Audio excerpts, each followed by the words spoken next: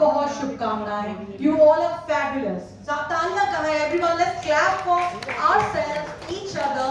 A special moment dedicated to all the chefs, renowned chefs from around the globe. The book has been edited by Master Chef Rajesh Kumar. Thank you very much. और सबसे ज़्यादा thank you very much मैं बोलना चाहूँगा हमारे ली मेडी के हमारे जो गुरु थे, जो मैं क्या नहीं सकता, जिनकी बदौलत हम आज यहाँ पे हैं, उनका ब्लेसिंग मेरे साथ है. उन्होंने पहली बुक में देवेंद्र कुमार सर ने कबाब ब्रेड चटनी में मुझे मौका दिया और आज उन्हीं के आशीर्वाद से मैं बुक लॉन्च कर रहा हूँ.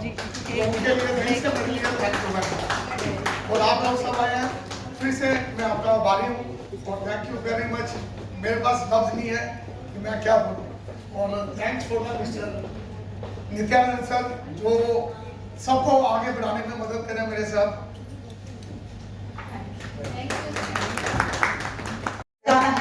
जोरदार तालियां and all the contributors.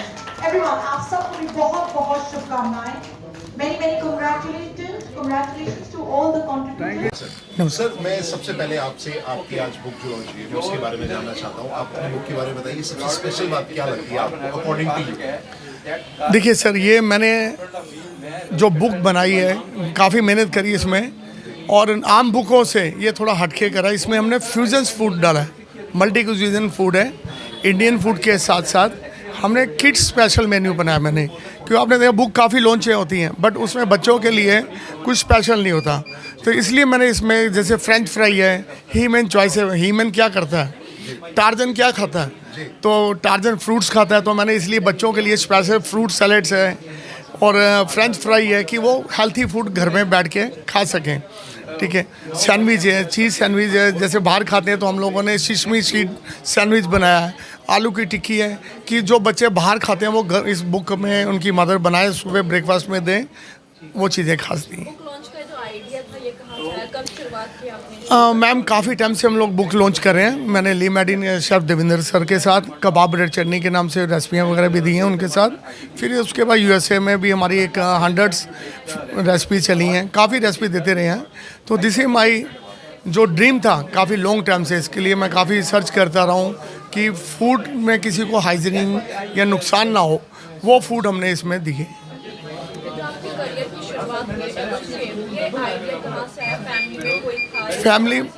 Family में मेरे father, I am very proud of my father. मैं 6th जनरेशन शेफ़ हूँ, घर का 6ठा सदस्य हूँ इसमें. और मेरे फादर पर्सनल शेफ़ थे इंदिरा गांधी के, अटल भाई वाजपेयी, प्रेसिडेंट ज्ञानी जैल सिंह. और उन्हीं से मुझे प्रेरणा मिली और मेरी मदर भी एक होम शेफ़ थी, तो उन्हीं से सीख के मैं आगे बढ़ा.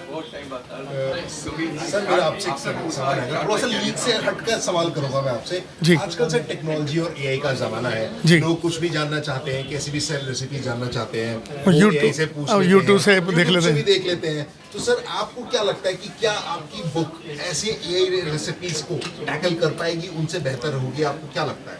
देखिए सर, ये तो पब्लिक के ऊपर है. जैसे सोशल मीडिया आपको मालूम है कि चींटी को पहाड़ बना देते हैं जी.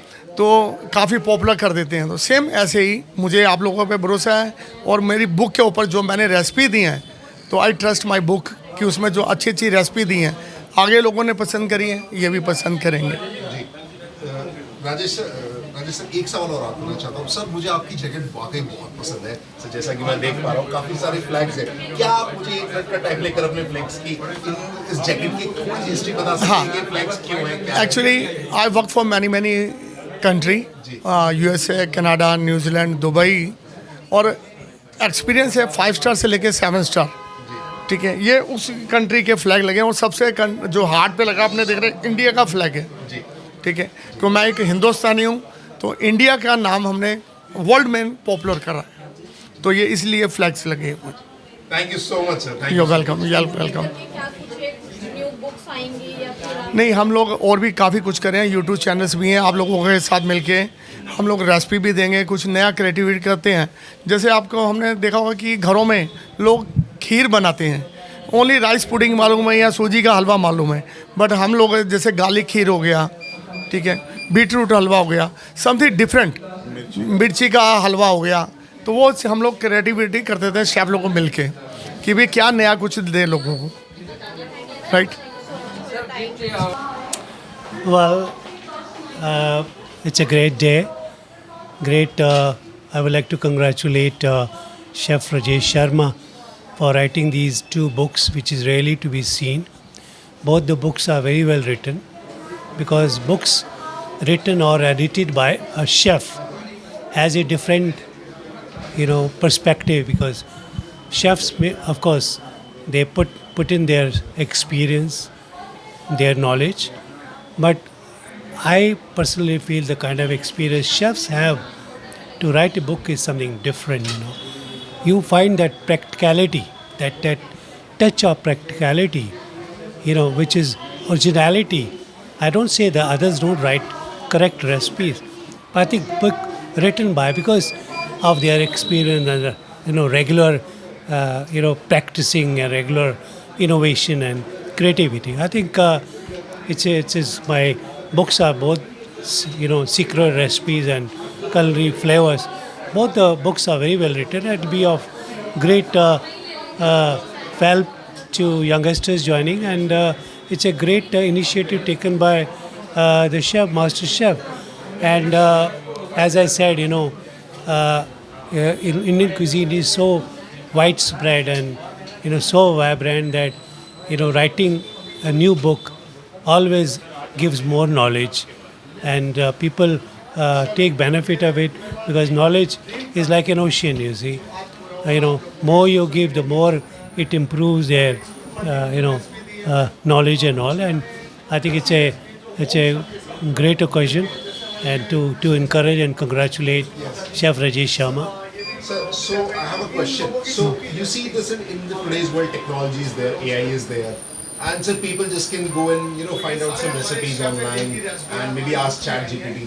So why do you think we should have a book and which are perfect? Which books are always perfect. I am a book pro man.